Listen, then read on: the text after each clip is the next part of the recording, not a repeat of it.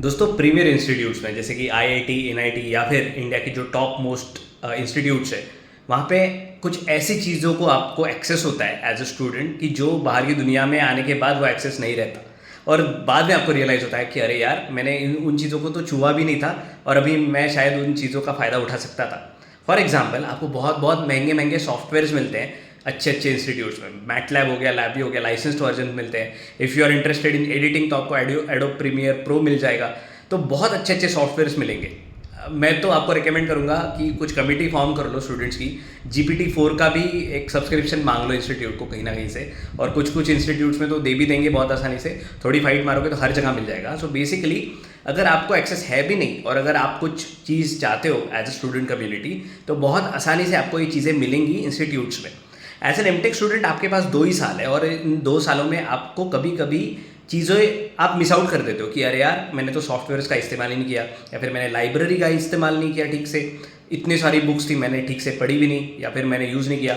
और research papers बहुत ज़्यादा लोग इग्नोर कर देते हैं। और रिसर्च पेपर एक बहुत अच्छी आदत है। अगर आप एक रिसर्च पेपर पढ़ते हो, एक वीक में एक भी रिसर्च पेपर आपने पढ़ लिया एज ए एमटेक स्टूडेंट, तो आप बाकी लोगों से बहुत ज़्यादा मैलों दूर चले जाओगे, बहुत आगे चले जाओगे। ये मैंने जब मेरा प्रोजेक्ट शुरू हुआ था तब मैंने रियलाइज़ किया। तब मेरा ऑलरेडी एमटेक का 1 साल हो चुका था। सिर्फ कोर्सेज के लिए मैं पढ़ता था, वो भी नोट्स पढ़ता था। अगर मैं बुक्स पढ़ता या फिर लाइब्रेरी में जाके थोड़ा और नॉलेज गेन करता तो शायद फ़ायदा होता। तो अगर आप फ्रेशी स्टूडेंट हो, अगर आप फ्रेशर हो एमटेक में, तो ये ध्यान रखो, लाइब्रेरी का पूरा इस्तेमाल करना, या फिर मतलब लाइब्रेरी में जाके जो भी पढ़ा है उसके रिलेटेड को कुछ बुक्स ढूंढना, अलग अलग बुक्स में से एक ही पर्टिकुलर कॉन्सेप्ट को समझने की कोशिश करना है। ये बहुत ज़्यादा आपको आगे लेके जाएगा स्टडीज़ में भी, और ओवरऑल आपका जो टेक्निकल नॉलेज है ना, उसमें भी बहुत आप आगे चले जाओगे।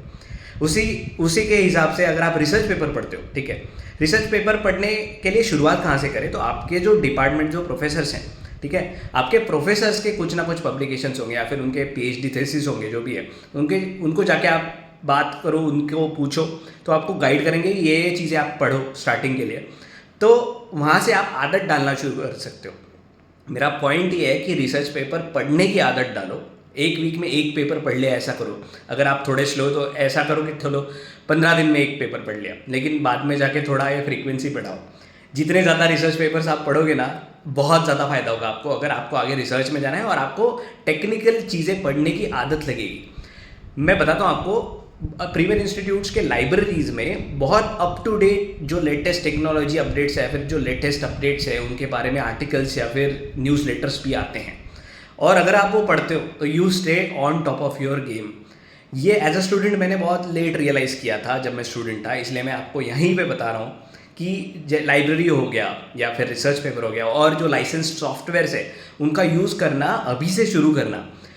जो लाइसेंस सॉफ्टवेयर्स है उनकी बात मैं इस तरह आपको बताऊंगा कि जैसे आपको पता भी नहीं आगे जाके कौन सी चीज़ इंपॉर्टेंट होने वाली है।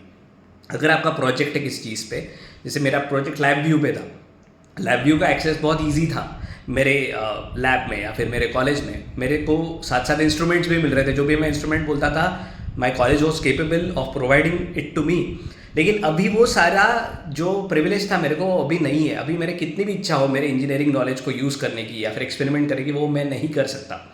तो जब भी आपको लगे कि शायद मैं कुछ और जगह अपनी एनर्जी डालना चाहता हूँ, आपको बोर हो रहा है, तो इन चीज़ों में आपका ध्यान डालो। अगर आपको बोर हो रहा है तो लाइब्रेरी चले जाओ, कुछ आर्टिकल पढ़ लो, कुछ रिसर्च पेपर पढ़ लो, या फिर आपके लेबोरेटरी में जाके लेटेस्ट इंस्ट्रूमेंट्स के बारे में जानकारी लो, थोड़े स्किल्स गेन करने की कोशिश करो। अगर आप एक्स्ट्रा करिकुलर कुछ करना चाहते हो तो वैसे भी सॉफ्टवेयर्स अवेलेबल होते हैं, जैसे मैंने बोला एडोबी प्रीमियर प्रो, जिस पे लोग एडिटिंग सीख लेते हैं। और एडिटिंग बहुत हाई पेइंग स्किल है फिलहाल के लिए, वीडियो एडिटिंग जैसी वो चीज़ है। तो इस तरह के भी आपको सॉफ्टवेयर्स का एक्सेस प्रीमियर इंस्टीट्यूट्स में मिलता है, ठीक है। तो ये सारा एक्सेस 2 साल के बाद आपको बहुत आसानी से नहीं मिलेगा। आप पढ़ना तो छोड़ो, रिसर्च पेपर का आप नाम भी नहीं सुनोगे बहुत बहुत दिनों के लिए, अगर आप रिसर्चर नहीं हो तो।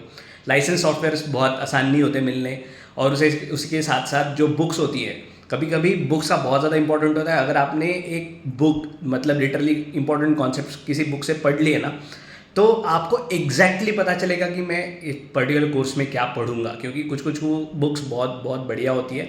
और प्रीमियर इंस्टीट्यूट के लाइब्रेरीज में ये सारा रिसोर्स बहुत प्लेंटीफुल अवेलेबल है।